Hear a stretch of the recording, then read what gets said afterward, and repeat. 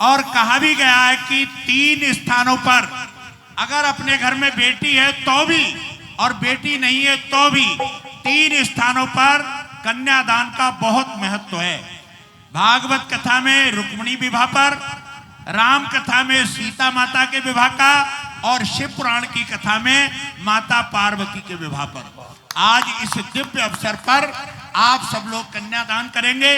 और एक छोटी सी बात स्वामी जी को निवेदन करना चाहूंगा कि हमने कई संतों के विद्वानों के मुंह से ये भी सुनी और जितना ये पढ़कर बैठा है इनके मुंह से भी सुनी कि बिल्कुल यहाँ से 8 किलोमीटर दूर गंगा मैया पार करते ही माता अवंतिका देवी का विशाल मंदिर है।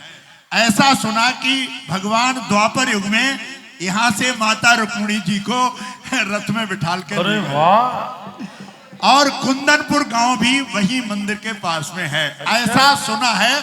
ग्रंथ क्या कहते हैं उस समय विदर्भ कहाँ था, कहाँ तक था, ये नहीं कहा जा सकता क्योंकि जानकारी नहीं है, लेकिन ये निश्चित का सुना है कि माता अवंतिका के मंदिर से माता रुक्मिणी जी का हरण भगवान यहीं से लेकर गए।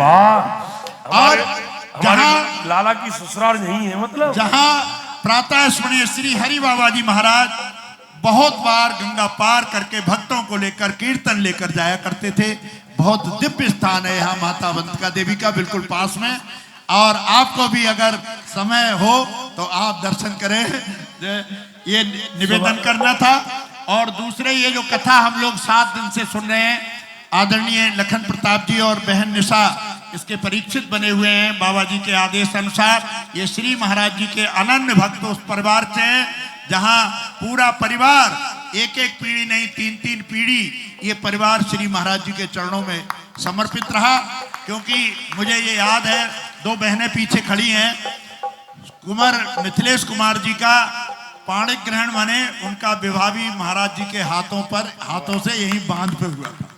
ये जो 2 बहनें पीछे बैठी इनकी सासू माँ का, तो ये परिवार भगवान के लिए समर्पित। ऐसे ही कुमार अवधेश कुमार सिंह यादव जो हमारे भ्रावटी वाले अमित जी के पिताजी हैं, उनकी माताजी पिताजी का भी विवाह श्री महाराज जी के कर कमलों द्वारा यही बांध पे हुआ। एक और महाराज जी की गोद में पद सुनाया करते थे, शायद यहाँ है नहीं, वो अपने श्री हरगोविंद जी के बड़े भाई हैं, दिल्ली में रहते हैं। क्या नाम है, नाम क्या है उनका भाई है?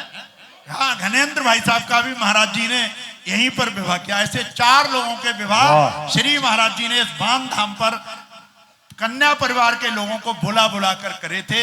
ये महाराज जी का सामाजिक और ये महाराज जी का एक धार्मिक रीति से और सामाजिक ताना बाना में कितना आस्था थी।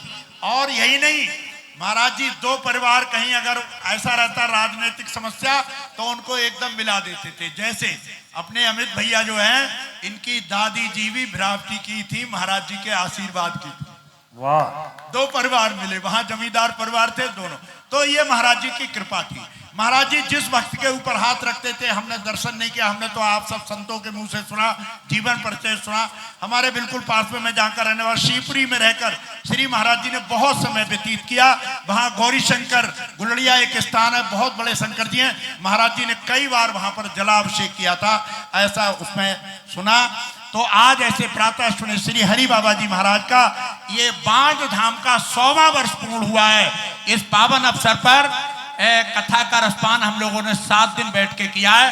कल उसका विश्राम दिवस है और कहा है कि ये महर्षि वेद व्यास जी का विद्यालय है, यहाँ जिन्होंने शिक्षा प्राप्त की है, कल वो अपने श्रद्धा सुमन प्रातः काल की बेला में श्रीमद् भागवत जी पर पूजन करेंगे, अर्चन करेंगे। इसलिए कि हम 7 दिन तक जो शिक्षा हमने ग्रहण की है उसकी पूर्ण आहुति विश्राम के समय हम व्यास जी का तिलक और जो है भागवत जी का तिलक करेंगे, ऐसा मेरा निवेदन है। क्योंकि कल सायंकाल बेला में भागवत जी का वाचन नहीं होगा, कल प्रातः काल ही विश्राम दिया जाएगा 9 बजे से 12 बजे तक। आप सब लोग रहें, धन्यवाद। सुभाष भैया, इसका मतलब ये है कि बाबा ने केवल गंगा पर ही बांध नहीं बल्कि 2-2 परिवारों को और 2 विचारधाराओं को भी बांध कर एक दिव्यता का कार्य किया है। सभी आरती के बाद में गद्दी पर प्रणाम करके जाएंगे और मन में ये भावना करें